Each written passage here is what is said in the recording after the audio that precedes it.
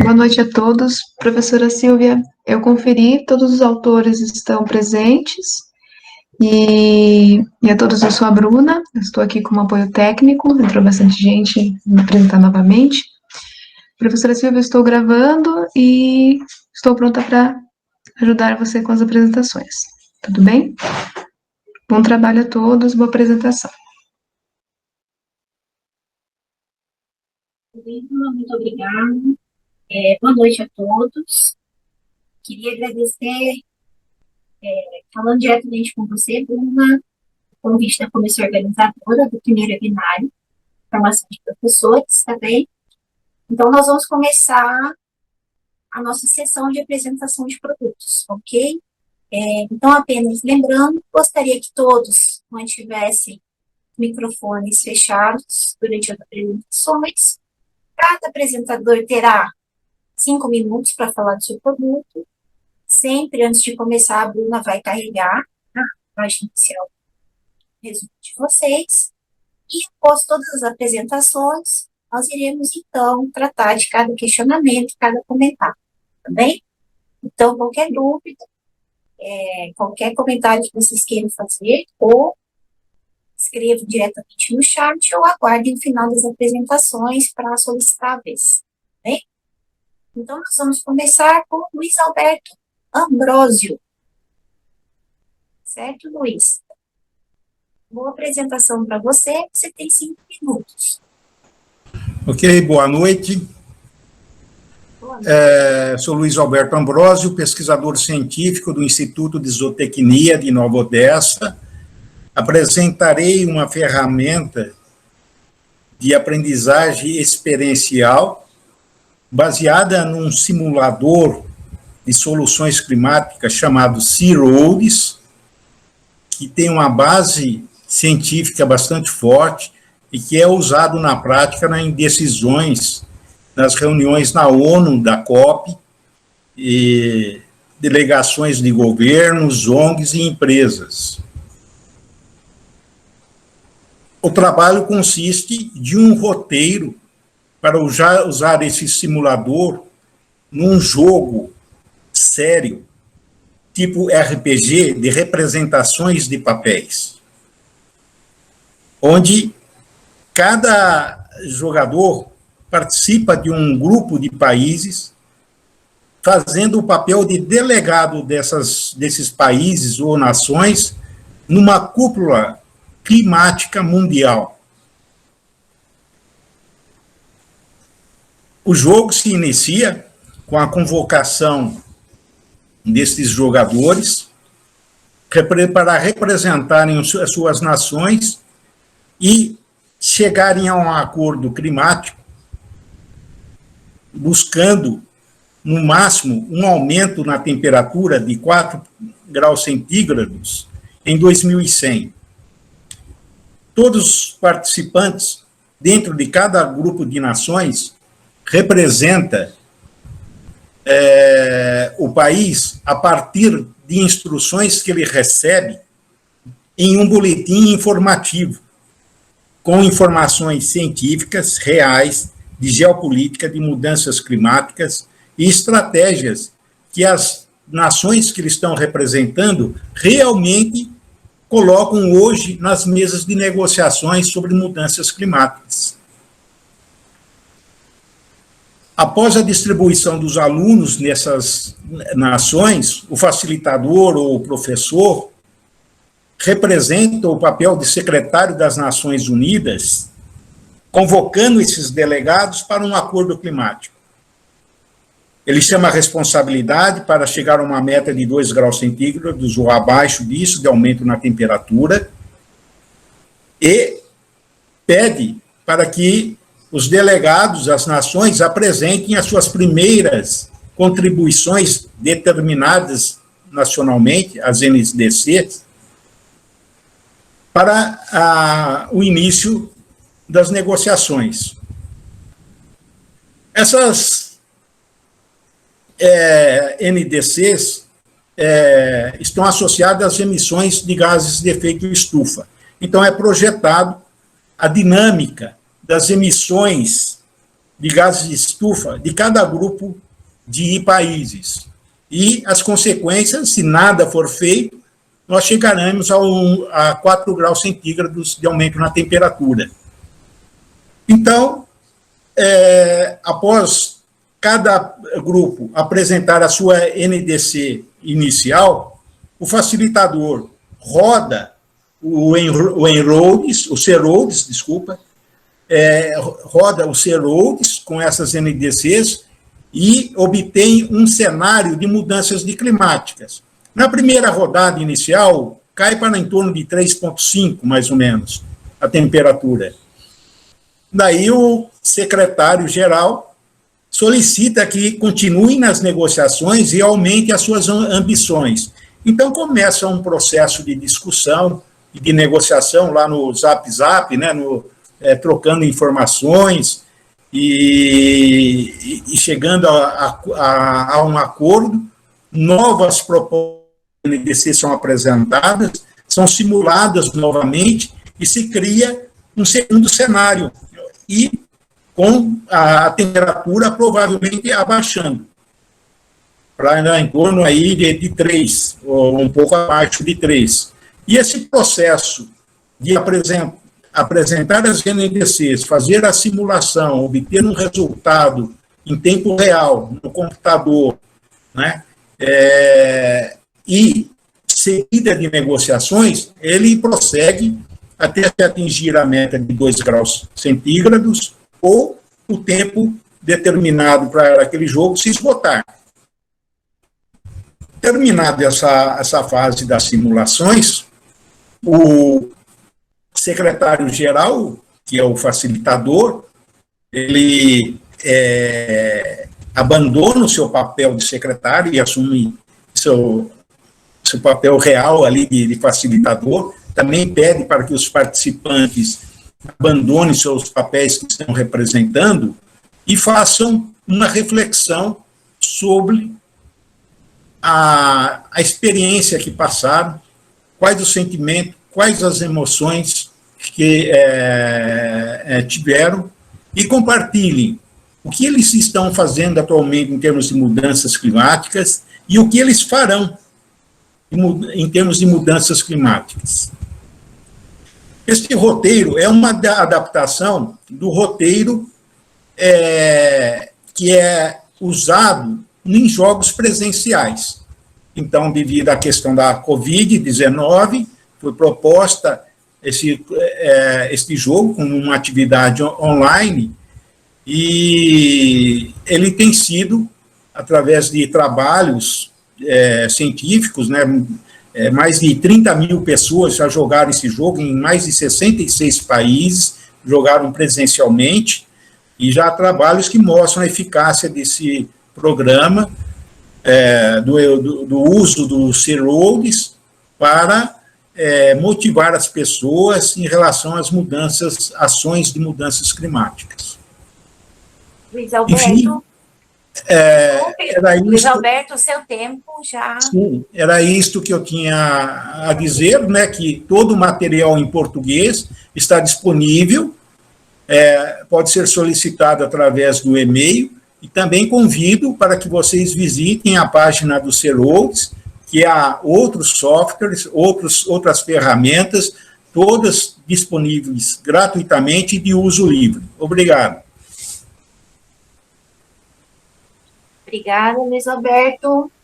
Excelente proposta. Eu já fiquei curiosíssima, porque eu sou professora de ecologia aqui na UFPA, certo? E dando continuidade agora, quem vai apresentar é o Paulo Henrique Santos da Silva. Paulo, por favor, a palavra é sua. Você tem 5 minutos. Ok, boa noite.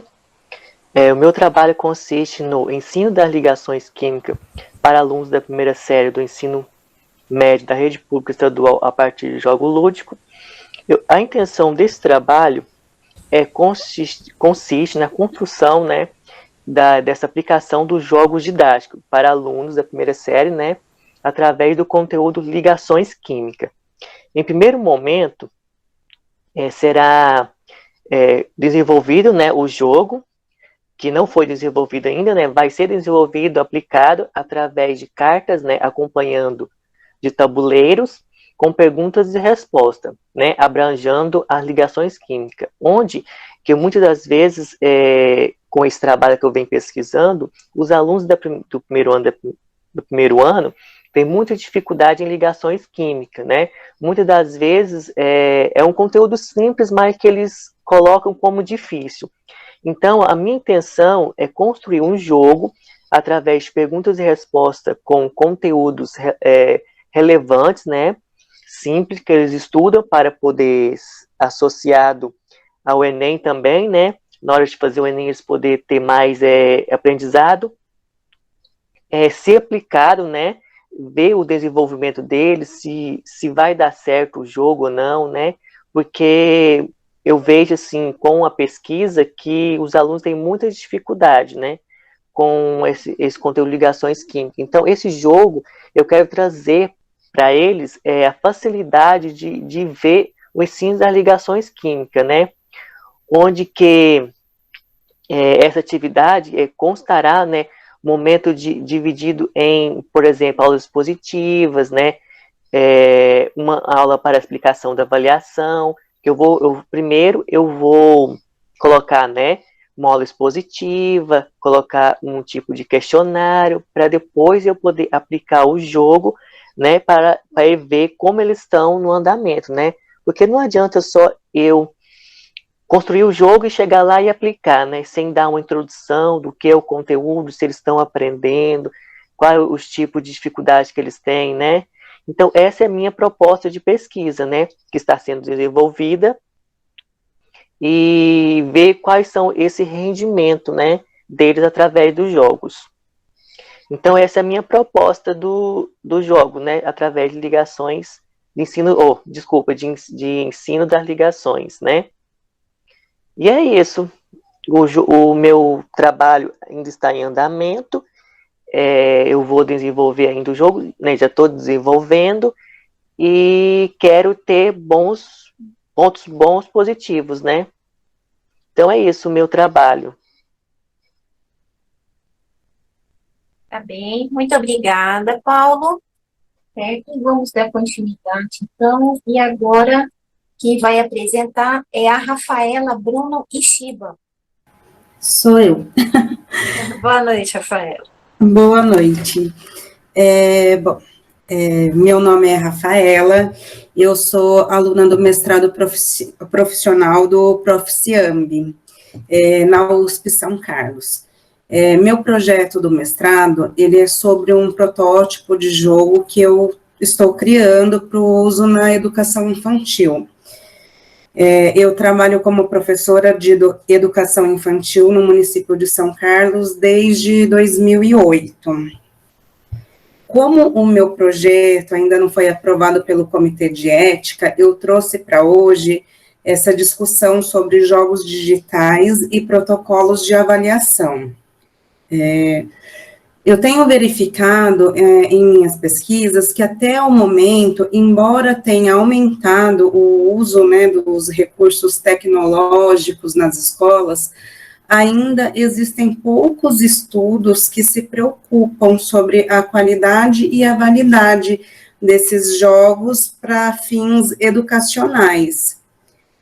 Na educação infantil, o que eu percebo é que essa carência é ainda maior. As coisas que eu percebo bastante em publicação já destinada para o ensino fundamental, segundo ciclo, e para o ensino médio. Há, portanto, então, essa necessidade, né, de se estabelecer esses critérios, né, para que se ocorra a inserção de um determinado jogo digital. Então, o que incorporar, por que incorporar, como incorporar e quando incorporar. São questões que os professores devem fazer ao planejar o uso desses novos recursos em sala de aula. Caso contrário, né, esse uso, ele vai servir apenas para a recreação das crianças, né, sem que o professor tenha o controle ou a consciência do que os alunos estão ganhando educacionalmente. com esse tempo, né, que é disponibilizado para esse uso. Na maioria das vezes, os professores optam por usar em sala de aula produtos educacionais já criados. E embora, né, um programador possa dominar a técnica de desenvolvimento de jogos, somos nós, os professores, que conhecemos as necessidades dos nossos alunos e que devemos avaliar a pertinência desse recurso na educação. Para o desenvolvimento desse trabalho, eu analisei 5 protocolos, e eu optei pelo protocolo desenvolvido por Coutinho e Alves. Nesse protocolo, é analisado 3 dimensões do jogo, para verificar se ele é adequado ou não. As dimensões analisadas são usabilidade, a experiência do usuário e os princípios de aprendizagem. Assim, eu convidei 4 professores que eu conhecia, e essa pesquisa, ela aconteceu de forma remota. O contato, ele foi feito por WhatsApp, e cada professor baixou o jogo O Defensor da Natureza, que foi o jogo escolhido para ser analisado, no próprio celular, e jogou. Em seguida, eu enviei as fichas para que eles respondessem. As respostas foram tabuladas, gerando o resultado do jogo, O Defensor da Natureza, como sendo apropriado para fins educacionais. Com isso, foi possível verificar que o protocolo desenvolvido por Coutinho e Alves, embora não tenha sido desenvolvido para jogos em educação infantil, ele pode servir como ferramenta que possibilita essa análise criteriosa, né, para a possível inserção de um jogo no ambiente escolar.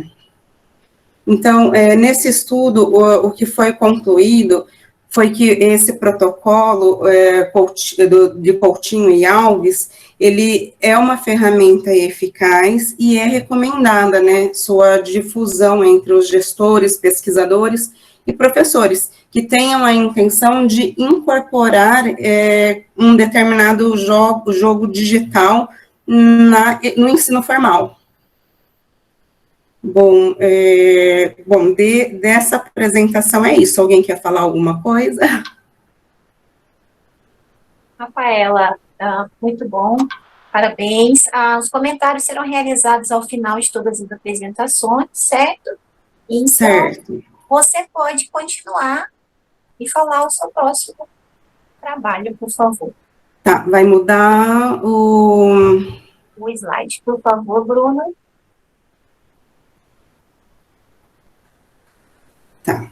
Esse segundo trabalho, eu vou apresentar os passos de desenvolvimento de um protocolo voltado para jogos digitais, também pensando aí na clientela, né, da educação infantil. Com a aplicação do protocolo anterior,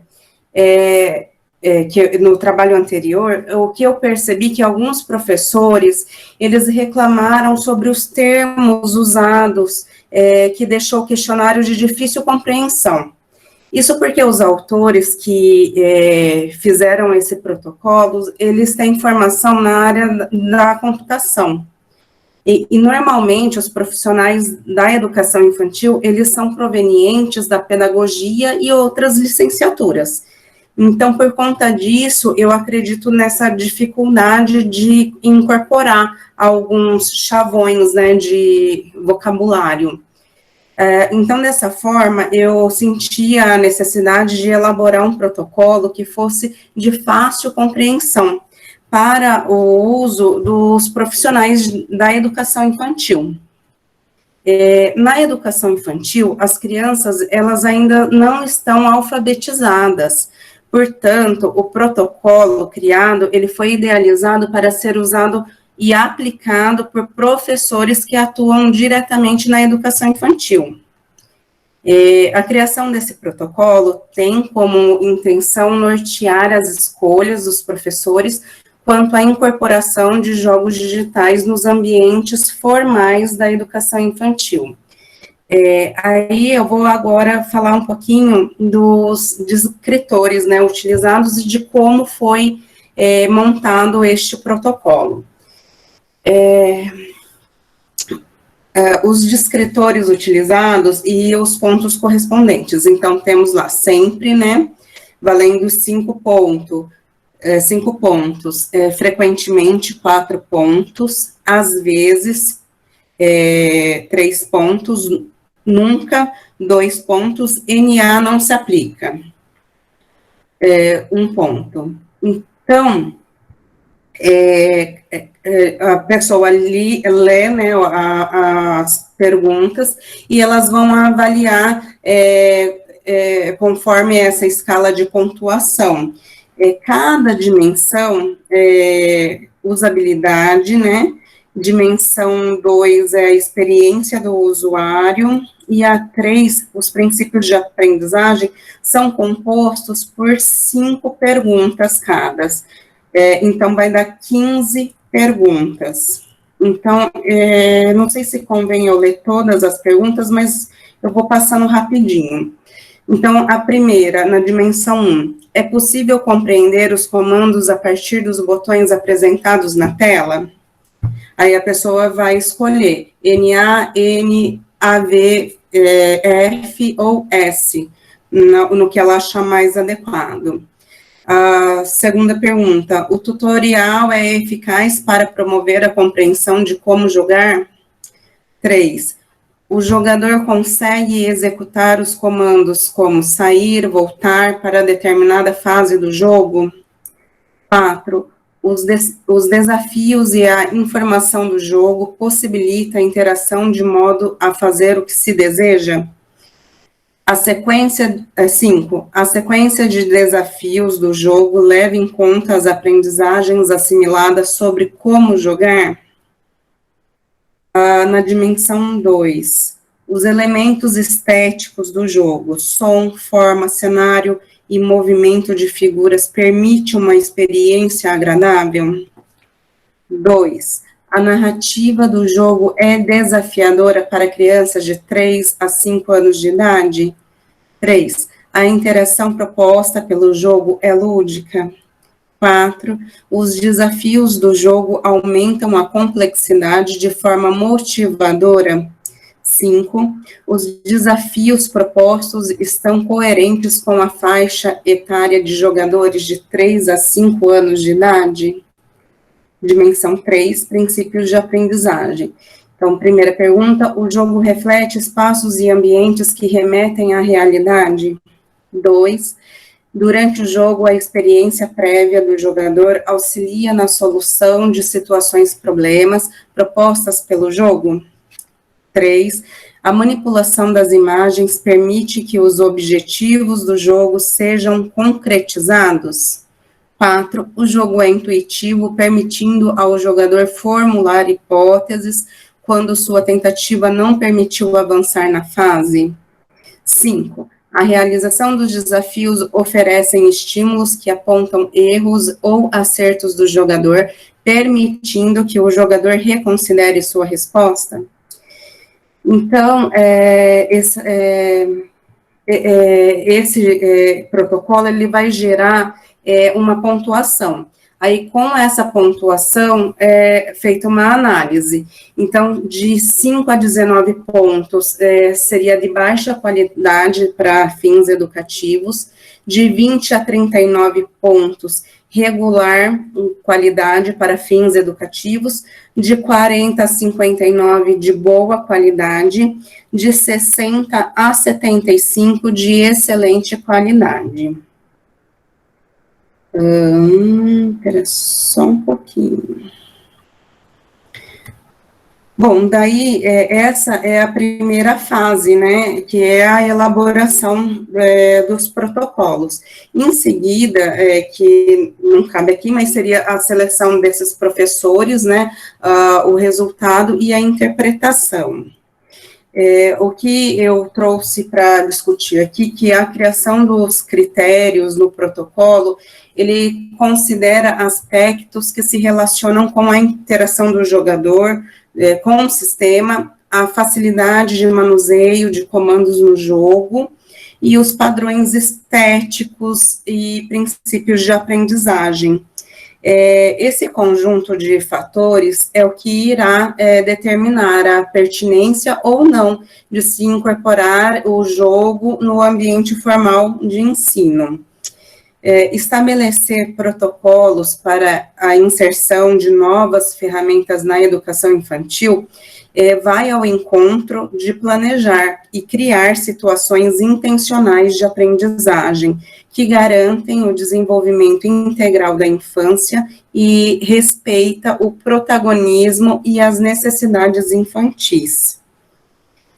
Dessa forma, né, o protocolo criado, ele pode ser uma forma de garantir esses critérios objetivos para avaliação de jogos digitais a serem utilizados, né, por profissionais da educação. E assim, né, contribuir aí para o ensino das crianças pequenas. Bom, eu acho que eu finalizei. Ok, Rafaela, tá ótimo. Seu tempo se esgotou também, tá? Parabéns pelos trabalhos. Obrigada. Agora é a vez da Amanda Maria Garcia de Souza. Tiago aqui quem vai apresentar. Então tá bem, Tiago. Boa apresentação.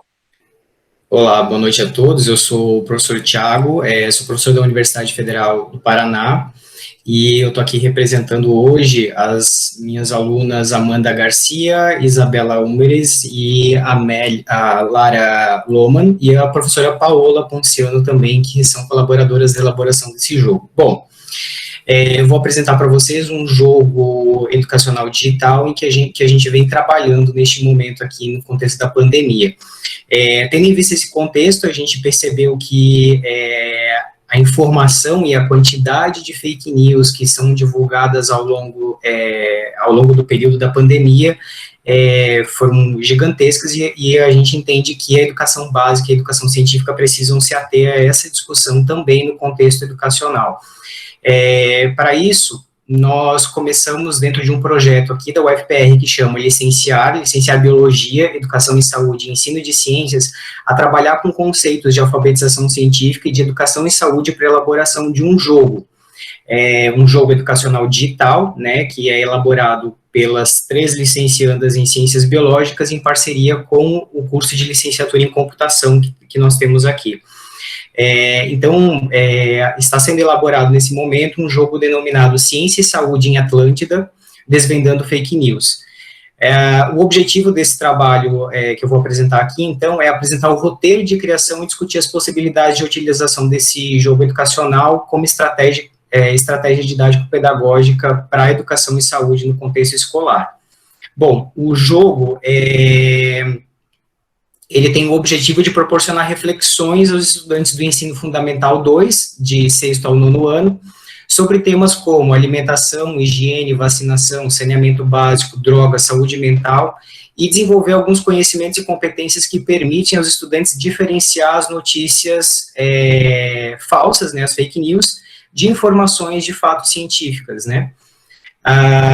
Esse jogo foi criado, então, em 4 fases. São fases em que o jogador vai tomar decisões, e decisões que, se ele tomar em consonância com os conhecimentos científicos, ele vai ter um resultado ao final do jogo, né? E se ele tomar com base em outros conhecimentos que não conhecimentos científicos, o resultado será diferente. Então, ao longo do jogo, ele vai coletando e desvendando fake news, né, que vão sendo coletadas ao longo do contexto. Então, nós temos uma primeira fase em que o jogador vai receber o contexto principal, ali no contexto familiar do jogador, em que eles vão receber, a família vai receber uma fake news sobre vacinas, né, informando que vacinas são grandes vilãs, e o jogador é instigado a desvendar a veracidade dessa informação ou não com base no conhecimento científico, e ao longo do contexto da fase 1, ele se depara com outras decisões a tomar, que levam em conta aspectos de saúde individual, de saúde coletiva, de saneamento básico. Daí ele passa por uma segunda fase, que ocorre dentro do contexto escolar, né? No contexto escolar ele discute, né, a gente fica centrado em outras discussões, em que a discussão central vai ser a professora dialogando com os alunos sobre o que são vacinas, o que são fake news e algumas questões sobre drogas. E aí o jogador vai discutir a importância das fontes de informação, né? Acho que essa fica sendo a principal discussão que acontece nessa segunda fase. Na terceira fase, a gente vai para um contexto em que o jogador vai ter diversas tomadas de decisões a serem feitas dentro de um posto de saúde, onde ele vai ter que optar entre se vacinar ou não se vacinar. E ao longo de todas essas fases, ele vai coletando fake news conforme as decisões que ele toma. Sempre que ele toma uma decisão com base em conhecimento científico, ele coleta uma fake news. Então, na terceira fase, ele está dentro do posto de saúde, onde ele pode tomar a decisão de tomar uma vacina ou não, e aí discute-se também mais algumas questões importantes sobre automedicação, por exemplo. E aí nós temos uma quarta e última fase, que é onde os jogadores vão finalizar esse jogo através da divulgação de conhecimentos científicos em uma rádio local, ou seja, fazer uma divulgação midiática, de mídia em um canal de jornalismo profissional sobre as descobertas que eles fizeram ao longo das 4 fases, né? E aí a gente tem, então, que para o jogador entrar na rádio, ele precisa ter coletado pelo menos 3 fake news ao longo das fases, né? E também ter tomado a vacina. Se ele tiver essas 3 fake news mais a vacina, ele entra na rádio para fazer a divulgação. Se ele não tiver, ele não consegue entrar na rádio e aí ele vai ter um final negativo no seu jogo. Então, a gente tem 2 finais possíveis, né? Um final bastante positivo, que é quando ele entra na rádio e faz a divulgação das informações, desvendando essas fake news que ele coletou, ou então um final negativo. O final positivo, ele tem uma cidade agradável, protegida de doenças, onde o personagem, o jogador vai poder sair para brincar e tal, em um dia de sol. Enquanto que, num cenário negativo, ele vai ter a cidade com disseminação de doenças e impossibilidade de sair para brincar. Então, esse fica sendo o final negativo da história. Bom, e aí se a gente pensar sobre a descrição dessa aplicação, né, como que a gente pode discutir isso, a gente vem discutindo que os jogos educacionais digitais, eles são desenvolvidos como um material educativo auxiliar à atividade didática docente no contexto escolar, né? E ele tem um grande potencial para promover a alfabetização científica e a educação e saúde no contexto escolar. O professor, ele vai ter total autonomia para trabalhar esse jogo como um mobilizador de conhecimentos, como algo que vai partir para o aprofundamento de outros conhecimentos, ou então como uma atividade final, onde ele vai avaliar os conhecimentos construídos ao longo da aula. Então, são várias as possibilidades de utilização que a gente está pensando para esse jogo. E aí, pensando nas nossas considerações finais, então, o que é que a gente fez até o momento, né? A gente está no momento ainda de programação do jogo agora, então o roteiro dele está pronto, né? E a gente está fazendo o levantamento de requisitos, o pessoal da licenciatura em computação fazendo o levantamento de requisitos para programar esse jogo. E só que nesse processo a gente já viu, né, enquanto professor e formador de professores, que a construção de um jogo educacional digital tem uma potencialidade de mobilizar conhecimentos interdisciplinares aos professores, aos licenciandos em formação, né, que são bastante importantes. E esses conhecimentos interdisciplinares a gente também quer mobilizar lá no contexto escolar para, de fato, a gente promover uma alfabetização científica e uma formação cidadã para o nosso aluno na educação básica. Então, a gente entende que, até o momento, né, o que nós fizemos até o momento permite essa articulação de conhecimentos interdisciplinares e permite a possibilidade de a gente promover uma alfabetização científica com a etapa de construção de um jogo. Após esse... Ok, valeu, muito obrigado. Então, desculpe, o seu tempo se extrapolou um pouquinho. Sem problema. Desculpe. Bom, então, dando continuidade agora, eu dou a palavra ao Newton Kleber Melo do Nascimento. Newton, boa noite. Boa noite. Boa noite, professora. Boa noite a todos os professores e professores aqui presentes. Então, eu sou o professor Newton, eu sou professor da Educação Básica na SEDUC do Estado do Pará, sou mestre em ensino da Biologia, e o nosso produto consiste, então, num guia metodológico para ser aplicado através de uma sala de aula invertida, né, no ensino da botânica.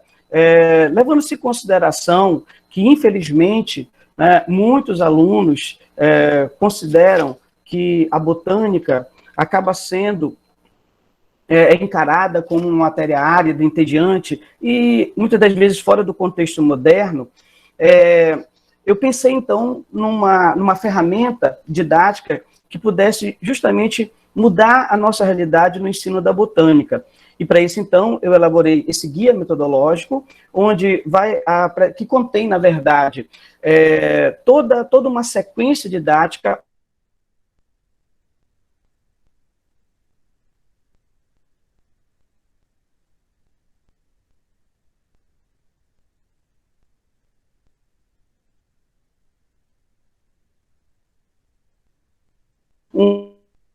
na verdade, descartável. Bem, nesse nosso guia metodológico, nós apresentamos algumas sequências. Primeiro, uma orientação sobre a metodologia da sala de aula invertida. A sala de aula invertida, ela é uma metodologia ativa, né, baseada no ensino investigativo, e acaba sendo uma alternativa ao ensino tradicional. O grande objetivo da sala de aula invertida é tornar o aluno protagonista, né, do seu processo de ensino-aprendizagem. Né? Com isso, nós temos a possibilidade de fornecer ao nosso aluno o material com antecedência, ou seja, o aluno ele já vai chegar na sala de aula já com um conhecimento prévio, né, com conhecimento teórico desse assunto. Normalmente, esse material pode ser através de vídeos, mas também pode ser através de livros, artigos, textos, podcasts, enfim, uma série de materiais que o aluno ele pode ter acesso em casa e estudar no melhor momento que ele achar mais conveniente para ele. A partir daí, então, o aluno ele chega em sala de aula já com esse conhecimento e o professor acaba usando o tempo de sala de aula para justamente realizar algumas atividades que possa, logicamente, tornar esse conhecimento mais desafiador para o aluno. Então, em sala de aula, o professor ele vai tirar dúvidas, usar dinâmicas de grupo, realizar estudos de casos, fazer jogos, simulações, trabalhar com modelos didáticos. No meu guia, a estrutura da aula está dividida em 3 semanas, ou seja, 9 aulas de 45 minutos. E essas aulas elas são assim divididas. Uma aula inicial, para que o professor possa apresentar essa metodologia para os seus alunos. Também nós vamos encontrar aí, posteriormente, mais 2 aulas. Nessas 2 próximas aulas, o professor já fazendo com que, considerando que o aluno ele já teve acesso às primeiras aulas, nessas primeiras aulas, videoaulas, na verdade, o aluno ele vai ter acesso a conhecimentos básicos de botânica. Então, no segundo momento, o aluno ele vai fazer um jogo, né, um jogo que eu denominei de jogo das caixinhas, onde, então, a equipe vai ser dividida, né, na verdade, a sala de aula vai ser dividida em equipes, os alunos vão se dividir em equipes e vão tentar montar esse jogo das caixinhas no menor tempo possível.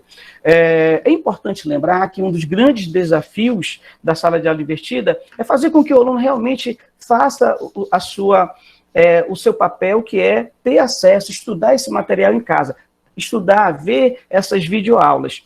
E, pensando nisso, no início de cada aula, de cada momento presencial, eu proponho a presença de uma atividade online, através do Google Formulário, onde o aluno ele vai responder 5 questõezinhas básicas, né? Então ele já sabe que no começo de cada aula ele vai ter que responder isso aí, né? Para justamente forçar esse aluno a ter acesso a esse conhecimento, a essas aulas em casa. E aí, então, no segundo momento, que é depois do aluno ver as primeiras videoaulas, eles vão participar desse jogo das caixinhas, e a partir daí, então, de acordo com o desempenho de cada equipe, cada aluno vai ter a sua pontuação.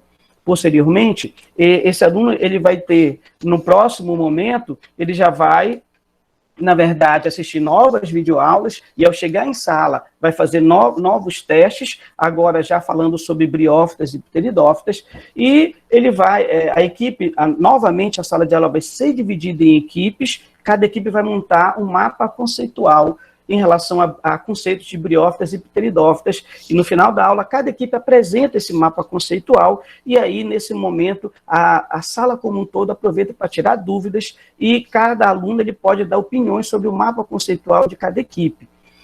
No último momento, no quarto momento, então, os alunos eles vão trabalhar com um material didático, com um modelo didático, um modelo que, na verdade, é feito em EVAs. É bom lembrar que nesse guia metodológico existem todas as orientações, desde, por exemplo, como fazer essas videoaulas. Muitos professores, eles acabam tendo dificuldade de fazer essas videoaulas, mas tudo isso no guia tem as orientações de como montar essas videoaulas e como fazer todas essas atividades em sala de aula. Com isso, pretende-se usar esse guia como uma ferramenta no ensino da botânica, tornando a botânica mais atrativa para os nossos alunos. Muito obrigado. Muito obrigada, Milton, parabéns. E agora, para finalizar, eu e meu orientado Samuel Figueira Guiar falaremos um pouquinho sobre botânica, certo? Eu sou professora da UFPA, sou paranaense, assim como o professor Tiago, e estou aqui na UFPA tem 5 anos, e como o Milton muito bem colocou, a gente tem, né, esse problema no ensino de botânica. Botânica normalmente é um assunto espinhoso, desde lá da educação básica até a graduação, certo? Eu vivencio isso muito aqui. E eu sou professora do mestrado profissional em ensino de biologia, Prof.Bio. E durante o mestrado de um dos meus alunos, esse jogo começou a ser desenvolvido. E qual que é a justificativa? A gente parar para pensar, a gente está hoje convivendo com essa geração de jovens cada vez mais inseridas nesse ambiente virtual, jogos, uso de smartphones, e aí nós pensamos, então, em criar um jogo baseado em perguntas e respostas para trabalhar assuntos botânicos do ensino médio, certo? Nós estamos, então, desenvolvendo esse jogo em um projeto de extensão, no qual o Samuel é meu orientado, certo? E esse trabalho tem sido realizado juntamente com o Instituto de Ciências Exatas e Naturais, do ICEM, tá bem? Então, a nossa ideia é trazer esse para dentro da sala de aula, fazer com que os alunos tenham um interesse maior em aprender botânica, podendo, assim, se preparar melhor para o Enem, as provas de ensino médio, certo? Samuel, você pode continuar falando agora. Boa noite, pessoal. Eu sou o Samuel, sou orientado da professora Silvia. Eu vou compartilhar aqui minha tela porque nós já temos alguma coisa pronta. Na verdade, o jogo já está na versão praticamente 1.0, tudo nos trinks funcionando. Ainda tem alguns retoques, pequenos retoques que a gente precisa fazer, mas a priori o básico já está pronto. Eu não sei se vocês já conseguem enxergar minha tela. Tá tudo ok? Tá, né? Pois é, no site da UFPA, essa aqui é a versão que está no meu computador, a desenvolvimento, mas no site da UFPA, você pode pôr botânica.ufpa.br e você vai poder acessar aqui o jogo e estar dando uma olhada como o jogo está funcionando. Aqui, por exemplo, o jogo ele funciona em formato de quiz, ele foi concebido pela professora Silvia, e a ideia é ser parecido mais ou menos com o Show do Milhão. Você vai poder adquirir uma dica, ou, iniciando o jogo, você vai poder vai aparecer uma questão aqui em cima. Vão ter 4 alternativas para você escolher. Algumas questões têm imagem, você pode clicar para ampliar, enxergar melhor. E você tem direito a algumas ajudas. Por exemplo, aqui você pode utilizar cartas, como é parecido, baseado no Show do Milhão. Aí você confirma e você abre uma carta, clica e remove algumas alternativas. Aqui já dei sorte, já pode acertar aqui de cara, né? Aí você vai seguindo. São um total de 31 questões e você deve acertar as 31 sem errar. Claro que isso vai estimular o aluno a continuar jogando, e conforme ele vai jogando e respondendo as questões, ele vai aprendendo através da tentativa e do erro.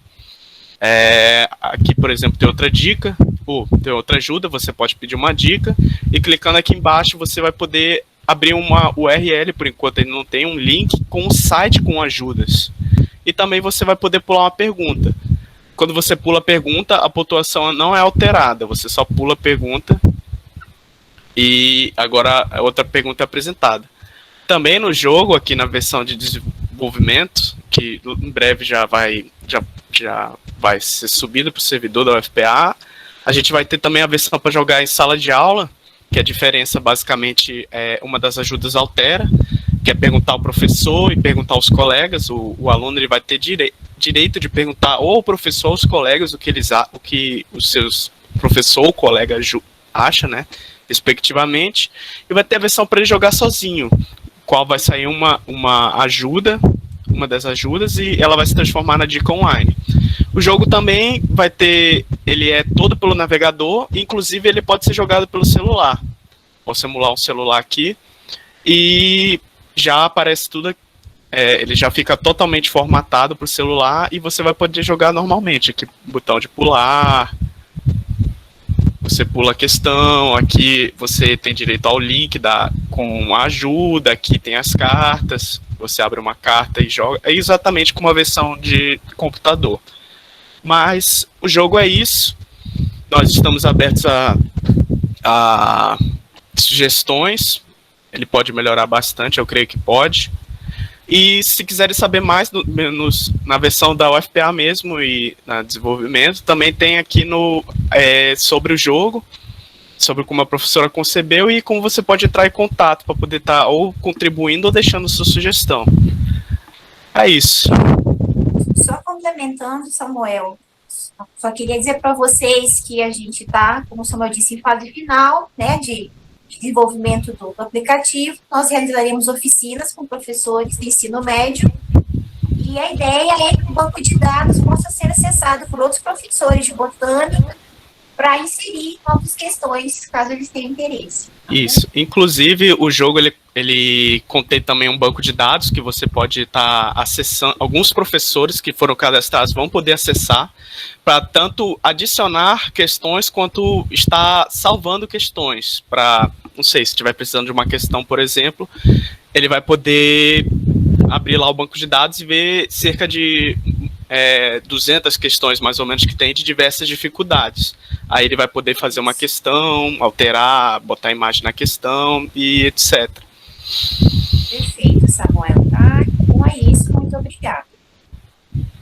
Então, assim, nós encerramos as apresentações. Eu acredito que nós ouvimos ideias interessantíssimas. Eu tenho algumas perguntas para fazer e nós fomos nas mais diversas áreas, desde as mudanças climáticas a esse perigo que nós temos hoje, né, da pandemia, certo? E também as dificuldades, né, os desafios de ensino de algumas disciplinas em específico, a química e a botânica, certo? Então, a partir de agora, eu abro para questionamentos, para comentários. Quem quiser se manifestar, por favor, levante a mão ou escreva no chat.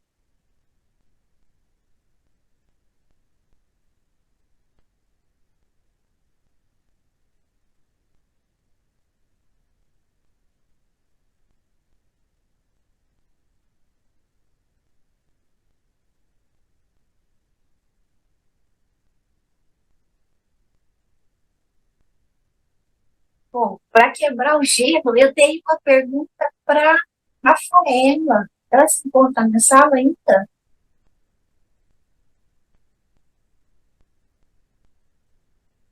Desculpa, não cortou.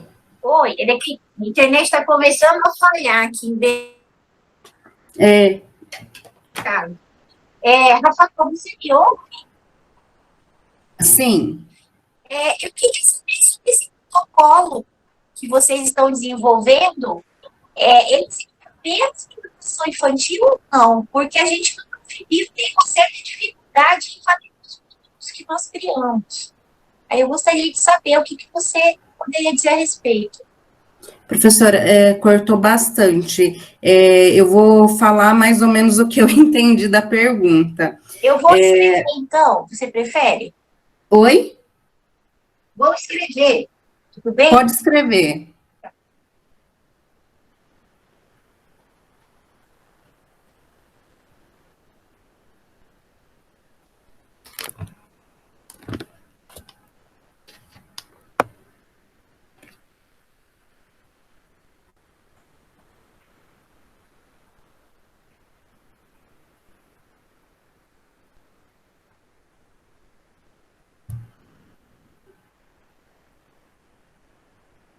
Sim, é um pouco mais simplificado, né? Pensando nessa formação dos professores, os profissionais de educação infantil, mas ele pode ser usado em outras etapas de ensino. É que como o meu projeto no mestrado, ele é voltado para a educação infantil, eu acabo falando mais da educação infantil, que é uma área que eu conheço um pouco melhor. Claro. Tá bem, obrigada. Você poderia passar no chat a referência que você utiliza para se inspirar no seu protocolo, por favor? A bibliografia? Isso. Era só um minutinho, que agora eu vou ter que encontrar.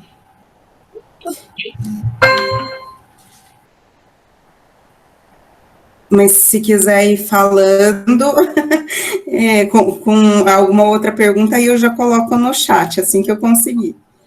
Ok, mais alguém gostaria de fazer algum comentário?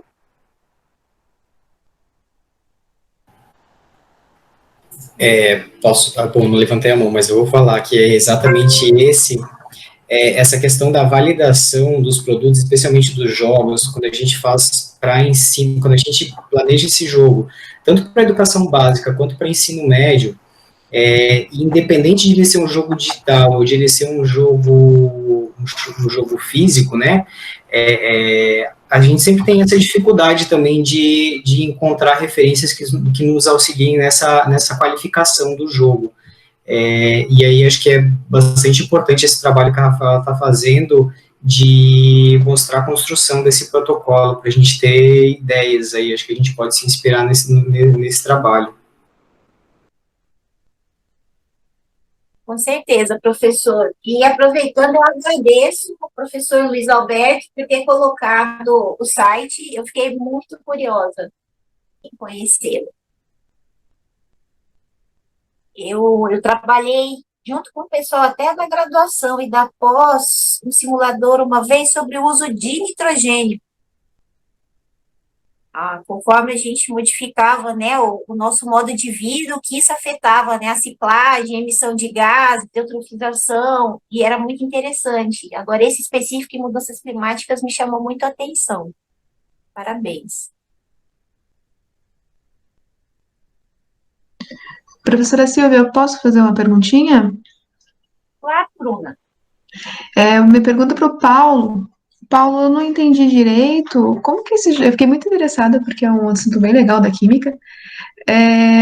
Como que esse jogo está sendo feito? Eu não entendi o tipo de jogo. Ele é de memória, ele é de carta, ele é online, ou ele é tipo, segue uma tendência igual a da professora Silvia do Samuel, tipo show do milhão? Como que ele é? O meu jogo, ele é assim, constituído por um tabuleiro de perguntas e respostas. Eu vou colocar perguntas, né, sobre o assunto, que é ensino de química, né? Ligações metálicas, ligações covalentes, colocar perguntas sobre esse assunto, né? Aonde eles têm mais dificuldade, eu vou colocar, que vai ser a pergunta e a resposta, né? Aí você joga o dado, cai na casa 4, por exemplo. Aí tem uma pergunta ou um bônus. Meu jogo é nesse sentido. Entendi. Então é de dados e casas, né? Muito Isso, aham. interessante. Eu vou buscar saber mais dele no futuro, viu? Obrigada, Paulo. Ok, por nada.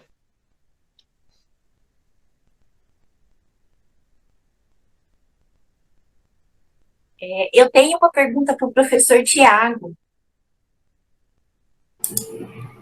Sim, pois não, professora Silvia. Professor, eu só queria entender, na sua apresentação você falou que o jogo se passa em Atlântida, é isso? Isso, é o nome de uma cidade fictícia que as meninas criaram. Ah, tá. Então é só isso. Eu queria entender a contextualização de Isso, Atlântica com o restante. isso, Atlântida é o nome fictício da cidade onde se passa a história. E aí vocês estão desenvolvendo o jogo também. Isso, e agora nós estamos na etapa de desenvolvimento, ela está numa etapa inicial ainda, né, nós elaboramos todo o roteiro, né, o roteiro do jogo, os critérios necessários, né, para seguir ao longo do que acontece nessa história, e as tomadas de decisões possíveis, e agora a gente passou para a etapa de programação. Então, né, como nós não somos da área da programação, essa etapa do jogo está sendo feita pelos licenciandos em computação, né, sob coordenação da professora Paola, que também faz parte desse trabalho. Então, agora é uma etapa que nós não conseguimos acompanhar e nem auxiliar, porque não somos da área, né, mas a gente, ao longo das dúvidas e tal, porque agora essa etapa de levantamento de requisitos é uma etapa que é bastante complexa, porque eles vão ver se a nossa história funciona, né, então, agora a gente está aguardando um feedback deles, que, afinal de contas, o nosso projeto começou somente em agosto, né, então a gente está bem recente aí. Muito interessante. Eu sei bem como é ficar nesse meio de campo com o pessoal da informática. Tem horas que o Samuel fala umas coisas que eu não consigo entender, né, Samuel? Exatamente. A gente tem que pedir agora você traduz e fala em português para a gente. Exatamente. Se o professor me permitir... Fala, Amanda. A Amanda é minha orientanda que está aqui. Eu sou uma das orientadas do professor Tiago da licenciatura. Do licenciar, quer dizer, desculpa. Só para deixar claro, a gente escolheu uma cidade fictícia pela questão do tema, né? Como a gente está vivendo uma pandemia e o nosso tema é questão de fake news, vacinas, e a gente está vivendo um momento muito delicado, a gente escolheu inventar uma cidade para não causar talvez um desconforto, ou então alguma polêmica, né, ou algo assim. Então, por isso que a gente escolheu esse nome Atlântida, né, porque é uma cidade fictícia, então, para não termos talvez algum problema, ou algo parecido, vamos dizer assim, só para explicar melhor para a professora o porquê da cidade ser fictícia. Entendi, obrigada, viu?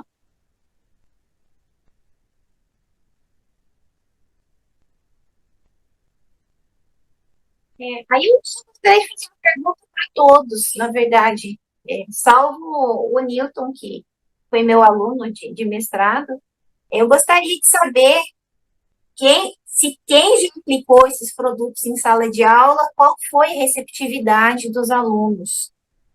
Por exemplo, o Paulo com o jogo de química, o professor Luiz.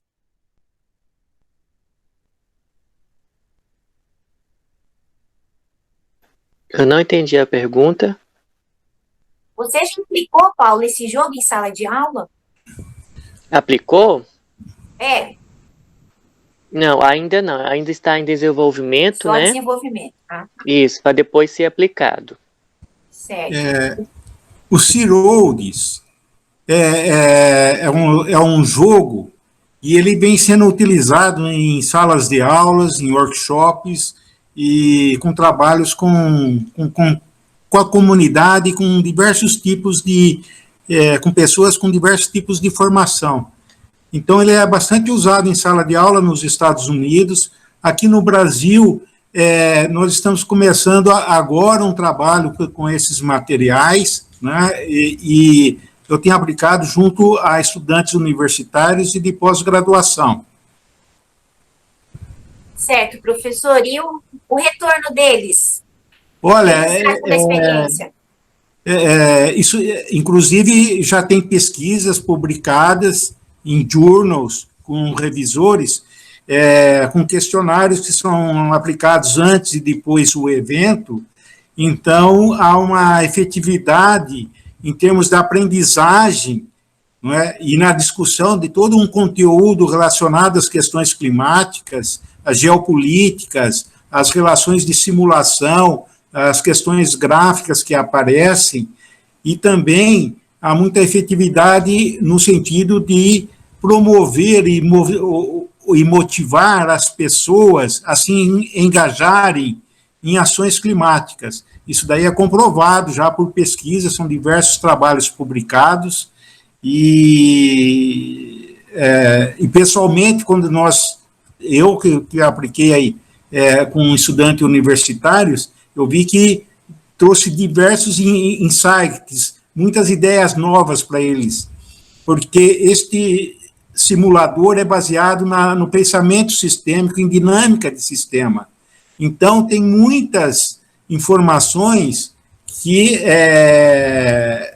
emergem do processo de negociação do próprio jogo, que a gente não encontra em situações reais. Ótimo, muito bom, professor. Alguém mais tem algo a acrescentar?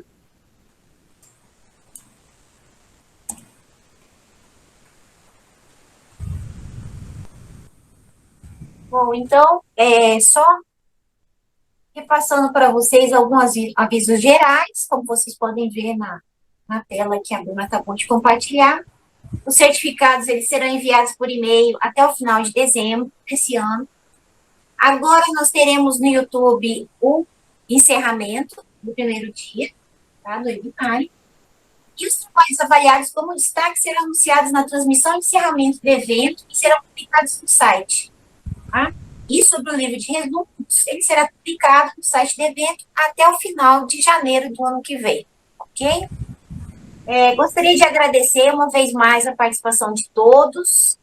Em um evento presencial, esse horário nós estaríamos jantando, conversando com os amigos, com os colegas de trabalho, certo? Mas, infelizmente, é o que a pandemia nos permite fazer, né? Essa interação à distância, tá bem? Então, muito obrigada pelas apresentações, pela troca de experiências. Boa noite e saúde a todos. Um abraço.